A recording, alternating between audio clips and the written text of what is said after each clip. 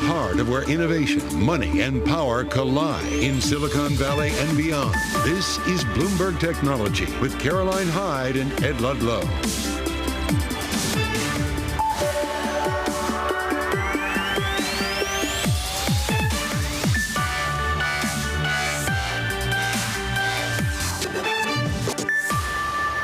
Live from New York and San Francisco, this is Bloomberg Technology. Google, it's in the crosshairs. Bloomberg reports Washington is thinking about breaking up the search giant after that landmark antitrust win. Big tech, Nvidia and Bitcoin ETFs in focus as the 13F filings hit insight on the secretive world of hedge funds tech holdings. An earnings season, it continues. We push ahead to Cisco as the company cuts costs and jobs amid a shift to AI. But Ed? Yeah, let's get right to Alphabet, the parent of Google. Shares are down 3.5% after a slow start at the open, within 2 standard deviations. The headline that Bloomberg's reporting is that DOJ officials and attorneys are assessing a bid to break up the search giant. And as you know, Caro, there are many other options being discussed, actions that could be taken. We also are going in later in the show to talk about the Pixel event, right? The hardware game from Google. Is that a part of the stock story this morning? Not really clear, but it's a big headline where the nuance is important.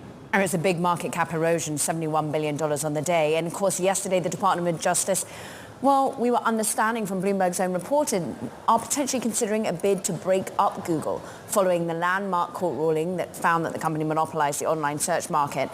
Let's get into it. Bloomberg's Leah Nyland has been bringing us scoop after scoop in Washington, D.C. And just how likely, how realistic is that we go back to 2 decades ago in the Microsoft fight?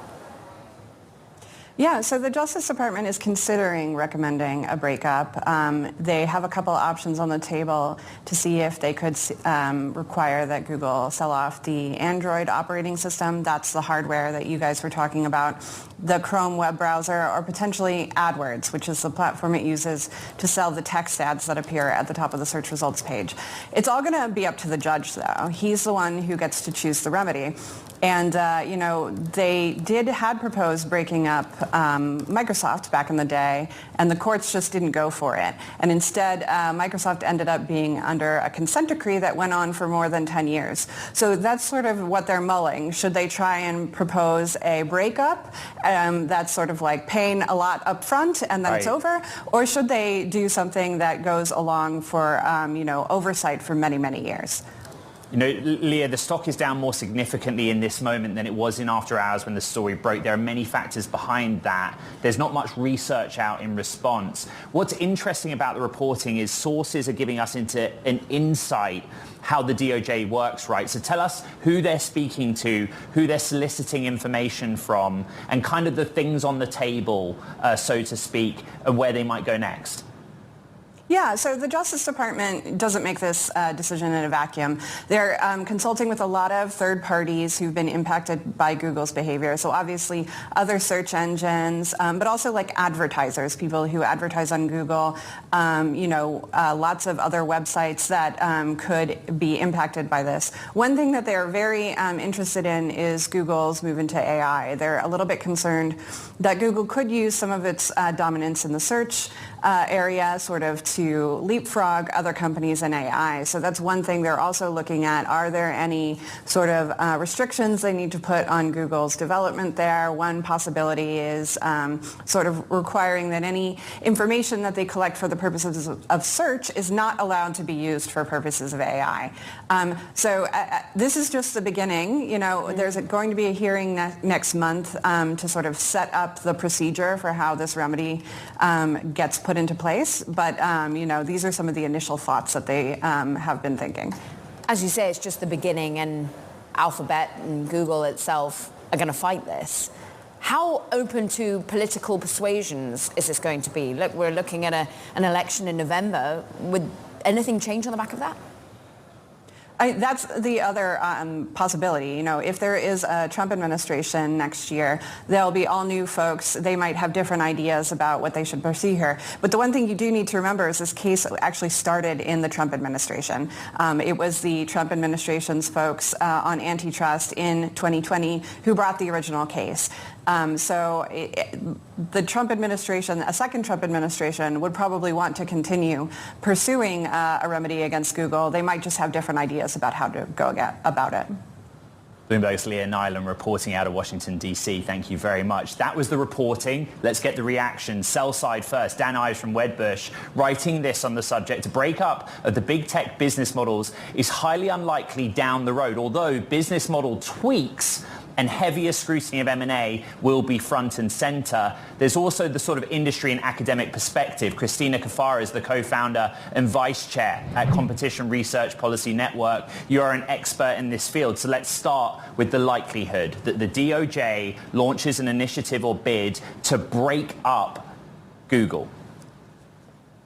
Thank you, Ed and Caroline. It's a pleasure to be here. The likelihood reflects the view inside the DOJ and more broadly held outside, that fundamentally the purpose of all of these actions needs to be to restore or to induce competition.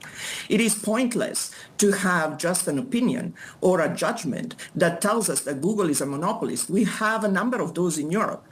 We have failed, however, in Europe to follow that through and implement measures, remedies that were really capable of increasing competition. So the question is, to what extent will the judge, as Leah was saying just earlier, feel the appetite and the opportunity to push the remedy following his decision into a realm that can create that competition?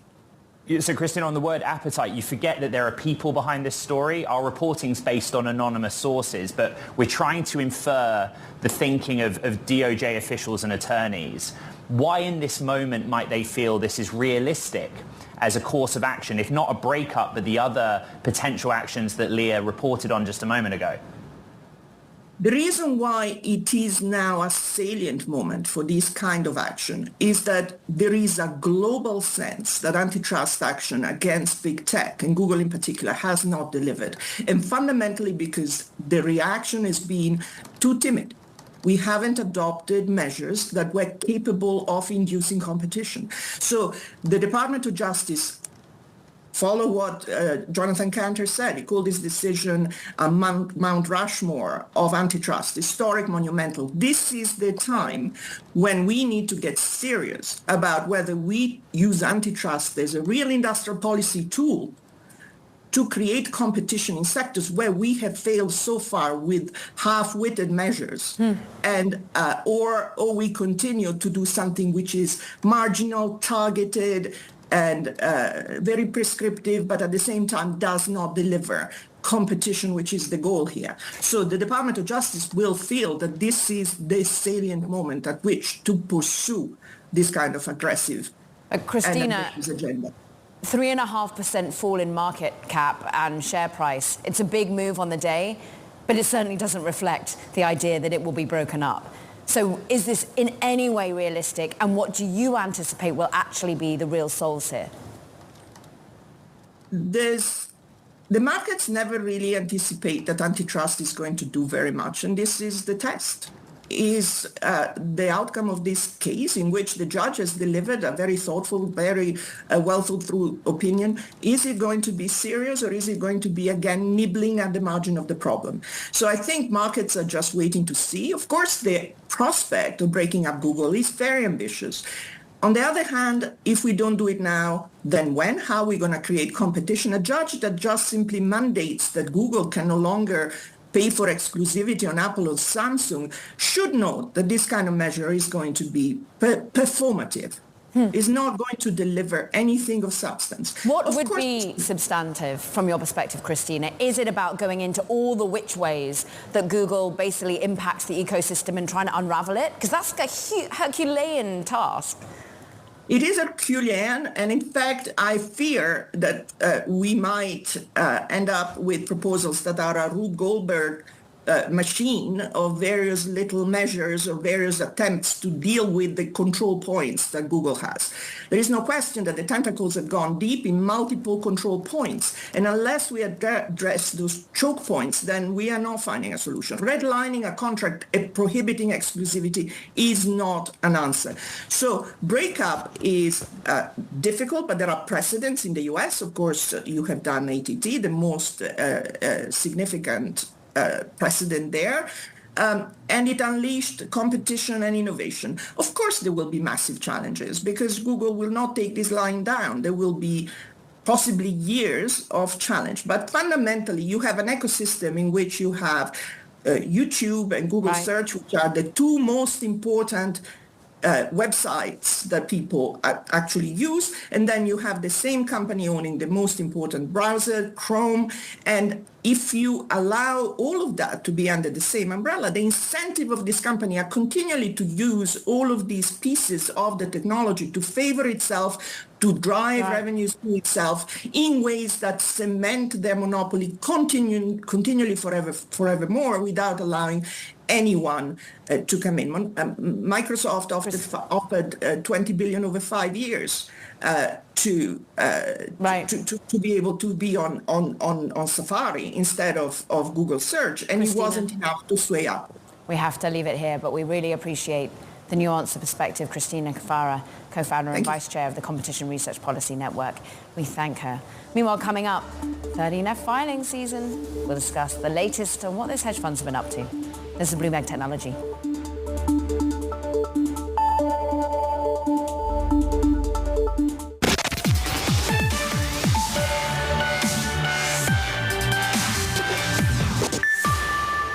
It is so-called 13F filing season or moment. What does that mean? It's where investment managers, where hedge funds are forced to disclose what their US equity holdings have been in the previous quarters. It's a snapshot, but it's an interesting one, and we break it down with Bloomberg's Hema Palmer. Much is being made of some holdings of Bitcoin ETFs. Yes. What do you make of the reporting there? Yeah, so it's kind of interesting. The SEC, if you recall, approved spot ETFs for Bitcoins earlier this year. And so we have seen some buying. It looks like Goldman Sachs bought about 400 million of it. Now, the thing to keep in mind with 13Fs is it gives us some clarity, but not full clarity.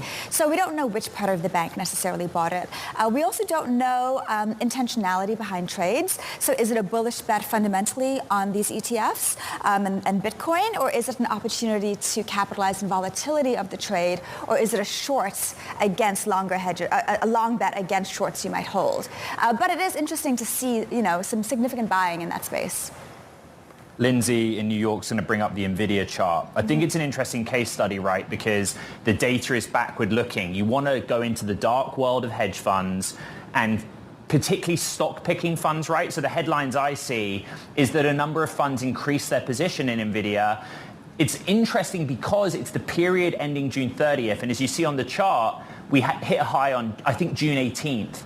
What have you learned so far through the wire? Yes, so that's one of the key themes we're looking at for this 13F season is how were funds, especially stock pickers, positioned just ahead of the decline that we then saw in July and then got worse in August. So we did see some nominal buying of Nvidia. Wisconsin's pension bought a little bit. UBS Asset Management bought a bit. Coatue trimmed their position in Nvidia slightly. So it's interesting to see how funds were positioning their books ahead of what was a very tumultuous several weeks. What else are you managing to peel back in terms of some of the key players when it comes to technology names, the Coatues, the D1s? Precisely. So Coatue, some interesting movement there. They slashed their Alphabet position by 38%. That'd be prescient. Exactly. And they also slashed their Salesforce position by about 60%. So two prescient moves ahead of this downturn. They ditched their Instacart position entirely, trimmed Meta, trimmed Nvidia. So some really interesting moves ahead of this volatility that we saw. They started about 6 new positions. One of them is in GE Vernova, which is a company we're hearing a little bit more about. That's the spin out from GE. That's more energy focused. So they started a new position in that company. That stock is up about 37%. Hema, you've done a really brilliant job of explaining the basics, to the audience around the world on Bloomberg Technology. Many of them will not understand 13F. So we went over stock picking and directional bets. there's a lot more to come, right? We can't in aggregate say this is what the story was. Just explain basically how it will play out over the next couple of days. Yes, so hedge funds are required to file these 13F positions, which shows their positions as of the end of the second quarter. And so what that means is we get a bit of a backwards-looking view into these funds. They have to file it by the end of day today. Oftentimes we see these filings coming in later in the day as maybe some funds procrastinate till or later in the day. So we get more of an aggregate sense of how funds were positioned later in the afternoon. So tomorrow we'll have a little bit more clarity in whole as to like what the positions were, with what the popular buys and the more popular selling trends were. But keep in mind, even though this data is backwards looking, it's still helpful because hedge funds are notoriously secretive about what stocks they're in. And so this gives us some insights into what and how their thinking might be across the sector, but especially in tech, which is precisely interesting these days. And interesting on this program. Bloomberg's Hema Palmer, thank you very much. Let's talk about markets more broadly. Core US inflation eased for a fourth month on an annual basis in July, keeping the Fed on track to lower interest rates next month. How's that going to impact the technology sector and technology stocks? Joining us now is Rob Howarth, Senior Investment Strategist at US Bank Asset Management. It feels there's been some anxiety of late in the markets. I think back to that fateful Monday after the BOJ. We talked a lot about the yen carry trade. But what, to your mind, is the principal driver in financial markets right now, particularly when you focus on technology and the equities market? Good morning. Yeah, good morning. In the end, it is spending, right? What we've seen really drive tech stocks, I think, for the bulk of this year is much higher investment in technology infrastructure to support artificial intelligence. I think the question before us as we look ahead is not, is that going to continue, but does it broaden out? Is the consumer still healthy enough to increase goods spending, which puts further pressure on technology infrastructure or right. not? Right? We've seen fairly light auto sales. We've seen the consumer weakening, I think, and they've been focused this year so much on services. Some of the news we're seeing indicates a lack of clarity on services spending into year end. And does that pivot into goods spending like on autos or other durable goods that we know have lots of chips in them as well? So does that put more pressure on technology infrastructure as we look into year end? That's not clear to us, but it's a question we have. Well, there are many days until August 28th, a notable date because Nvidia reports earnings, and that may answer some of your questions. What's your approach to that? It's a single name that's driving the entire market at the moment. It's a single name that remains important to be in portfolios and at a market weight, we would say. But our approach is we think this rally really has to broaden out a little more. We're looking more towards an equal weight S&P 500 position because we think that there needs to be more beneficiaries than just technology if this economy is really holding up as well as the data would indicate, right? We're seeing softer inflation, but we're seeing still low unemployment, still good wage growth, still good GDP growth. And so we need to see more beneficiaries of this economic activity beyond technology as we look into the year end. Rob, go across asset class for us as well. Should you be only thinking of equities in the tech space? What about fixed income? What about their corporate bonds? Fixed income is certainly extremely attractive. We're looking a little more at getting more credit exposure in our fixed income portfolios, whether it's high yield municipal bonds for taxable investors or below investment grade corporate credit. I think the interesting thing in the technology space is often they're so cash rich that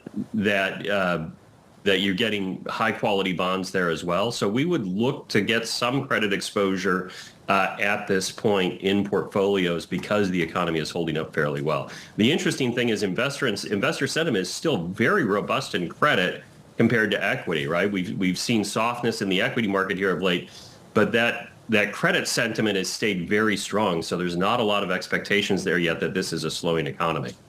Rob Haworth, so good to catch up with you. Thank you very much indeed. Senior Investment Strategist of US Bank Asset Management across the asset classes for us.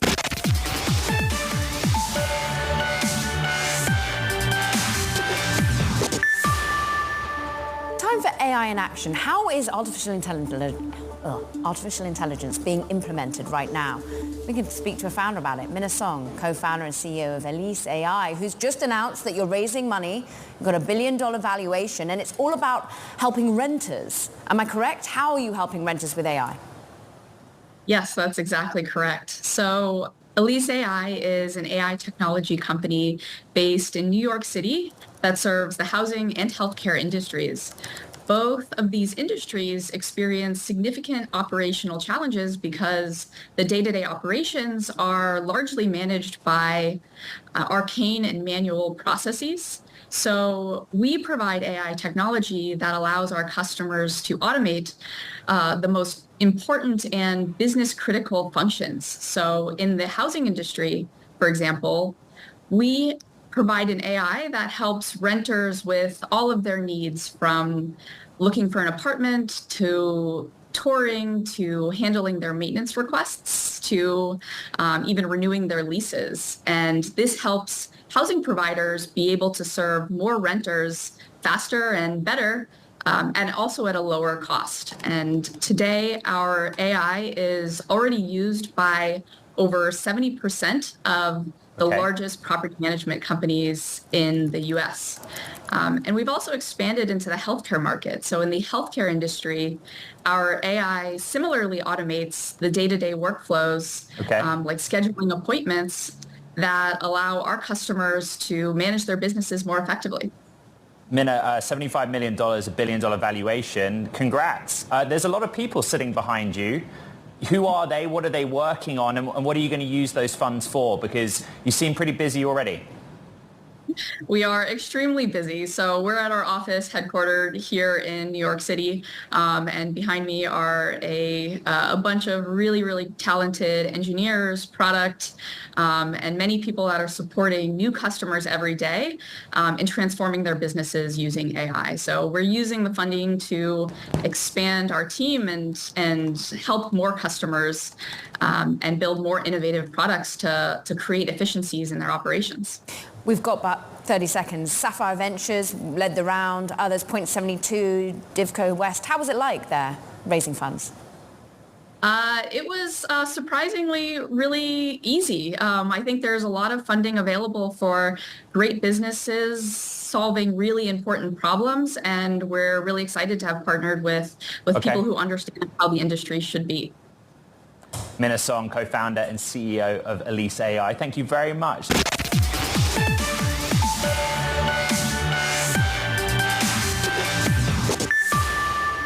Welcome back to Bloomberg Technology. I'm Caroline Hyde in New York.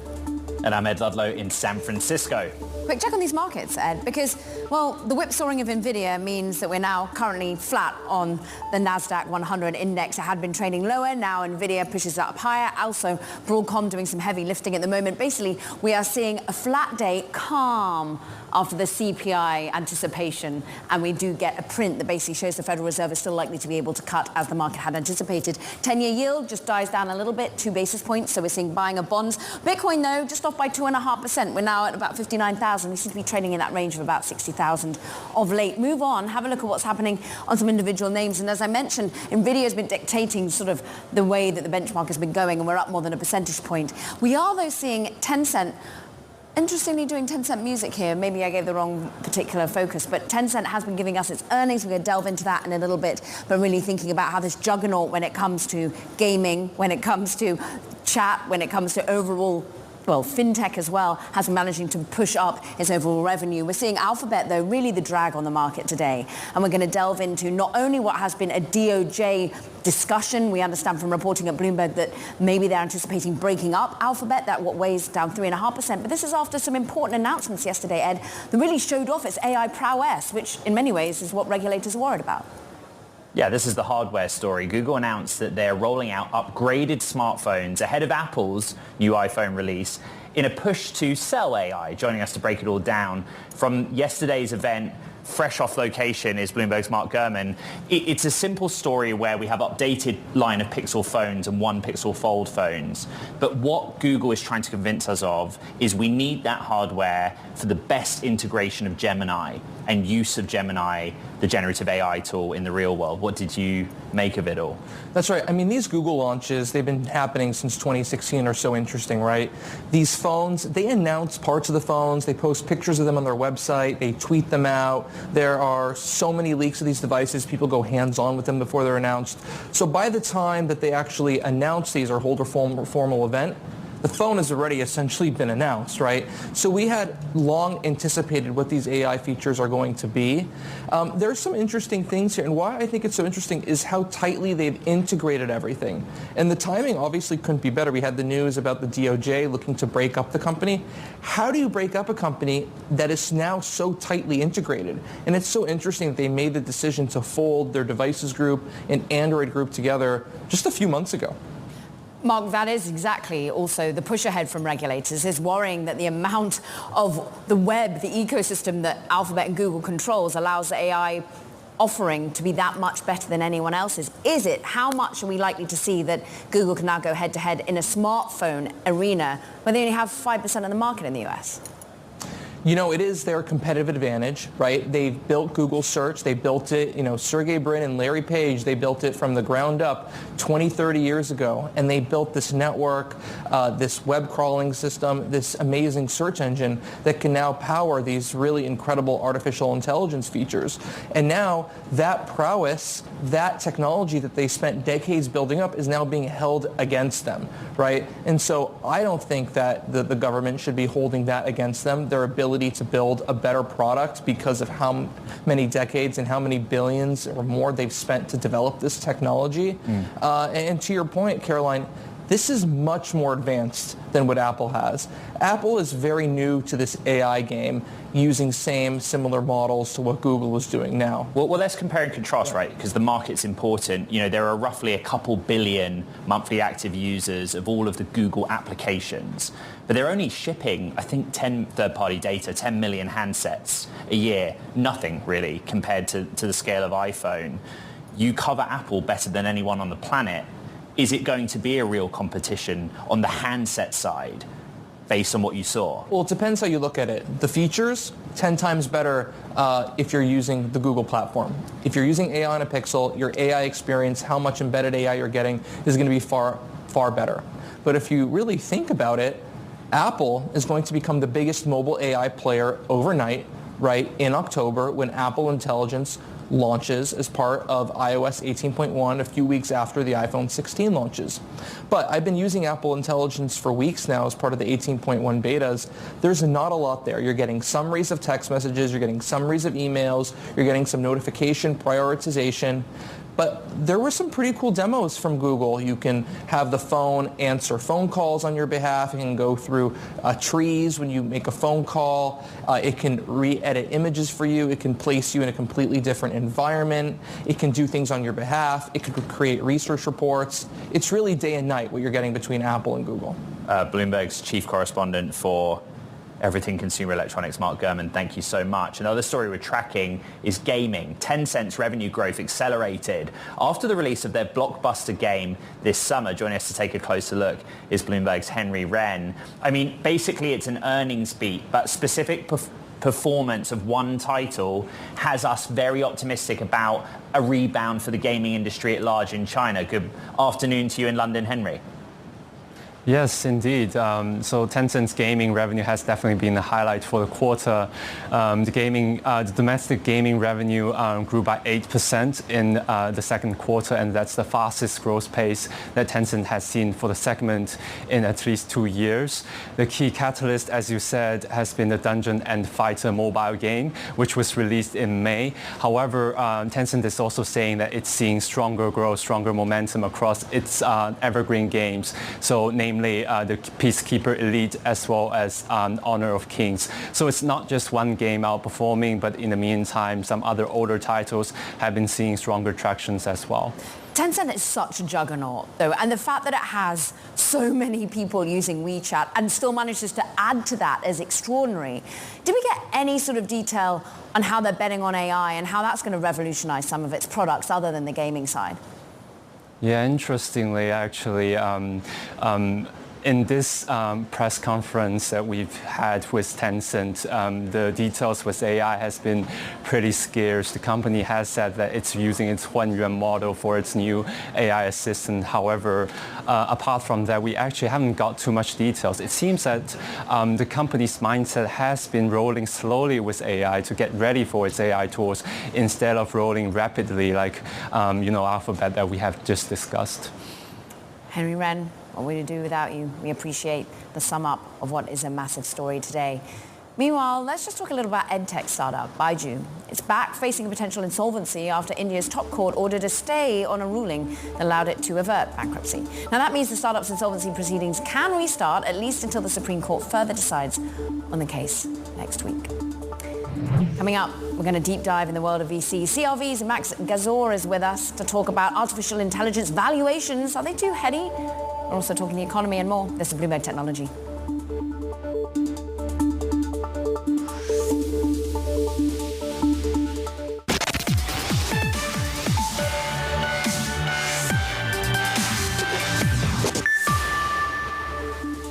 CodeRabbit, an AI-powered platform focusing on the code review process, just announced it's completed a $16 million Series A funding round led by CRV. The round also included participation from Flex Capital, Engineering Capital, and prominent angel investors, including Olivier Pommel, CEO of Datadog, another CRV-backed business. Let's bring in Max Gazor, general partner of CRV, for more in today's VC Spotlight. We can get into CodeRabbit, but I just want to reflect in the first instance, while we try and make sense of what's happening in private markets, that on the one hand, $16 million might have been quite a large Series A in periods gone by, but at the application layer, foundation model layer, otherwise, it's not that big in this context of the last year. Good morning, and what do you make of that? Great to see you, Ed. Well, we've had a very busy summer. CodeRabbit was an investment we announced this morning.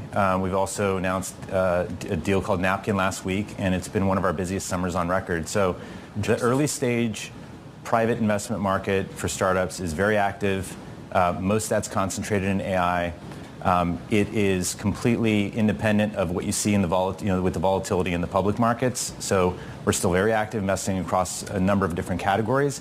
I'd say one of the more interesting themes is that the investment shift has focused slightly from infrastructure into applications, and we're seeing a very wide breadth of domains that we're funding these days. CodeRabbit, AI-powered code review, there are some things that are out there that are sort of analogous with that. But would you mind going into the round itself, like how competitive it was, what it was like getting something done this summer relative to last summer, for example? Yeah, my partner Reed Christian led that deal. CodeRabbit is a repeat founder. They're focused on AI, using AI for improving code quality and code reviews. It was a competitive round, and like many other deals that we see, we have to show up with very strong conviction, do work, and get to conviction on a category. It helps to have a prepared mind, which we do, and I think our portfolio in the developer tools and developer ecosystem space helps us win those deals. So we were an early investor in companies like Datadog, like Vercel, and a number of other high-flying companies that I think helped to seal that deal. How many of those high-flying companies in your portfolio are going to be able to exit in the next year or so, do you think, Max? Caroline, it's a very good question. Last time I was on the show, I was very enthusiastic about the prospects for IPOs this year. I think the reality is that in the first half of the year, we had a situation where tech was ripping. It was low volatility. We had some moderately to very successful IPOs, and we still didn't see a lot of activity. Now, with the second half of the year, with all this volatility in the backdrop and an election cycle, I think it would be challenging to expect a lot more activity with the IPO window opening. And so our expectations are a little bit tempered. We think that these are very high quality companies, and if it's not a public offering, we are seeing very creative deal making going on behind the scenes. So we expect that our focus is on building great companies, and we expect that the exit opportunities will emerge if we focus on building very durable companies. And so we're very patient and very resilient. Creative to say the least. There was just a graphic showing that some of the customers of your portfolio companies are character AI, and that's been a relatively creative exit of late. I'm interested though, Max, this rather gross acronym I keep coming across at the moment is ROAI. basically, what is the return on investment of artificial intelligence? Everyone's trying to understand it in the public market. What do you think it is in the private market? Well, the reality is if you listen to what public markets or public companies are saying, they're saying that the demand is there. We don't quite understand the return profile yet, which is, I think, a fair place to be. What we are seeing is the return on investment is much, much higher in the application domain, and that's why a lot of the activity that you've seen has shifted into that domain versus infrastructure, which is sort of a picks and shovels business and much harder to measure ROI. You had a previous guest on in solving problems in the real estate domain. CodeRabbit is solving code review problems. The breadth of application use cases and the ability to solve those quickly and deliver customer value is much stronger there. You're an early stage investor in part, and actually I was really curious by Caro bringing up character AI. There are new methods of exit, so to speak, acqui-hire, and you can then either transfer IP or you don't. Like in Inflection's case, the IP was fully transferred to Microsoft. In Character's case, I don't think that it was. But do you then think differently about your 10-year time horizon when you invest in a startup if you see a potential to do something creative? It's a very good observation. It's an interesting time. Let me just give you some anecdotes. We've seen just in the last couple of weeks, there's 4 acquisition discussions. There's discussions of direct secondaries. There's discussions of tender offers. There's discussions of continuity funds for venture firms, seeking liquidity. And I'm even going through a situation now where there might be a merger of equals, which is the first time I've seen something at that scale in a private company. So it just gives you a visibility into what's going on in our world. There's a lot of creative deal-making, discussions going on behind the scenes. I think some of this is in part due to the lack of IPO window being open. But the good news is that these are all very good companies, and the founders, for the most part, are very patient, exploring things opportunistically. Can you tell us who the merger of equals is? I would love to. That's for a different time on set. Well, come on back when it happens, Max Gazor. We thank you, General Partner at CRV.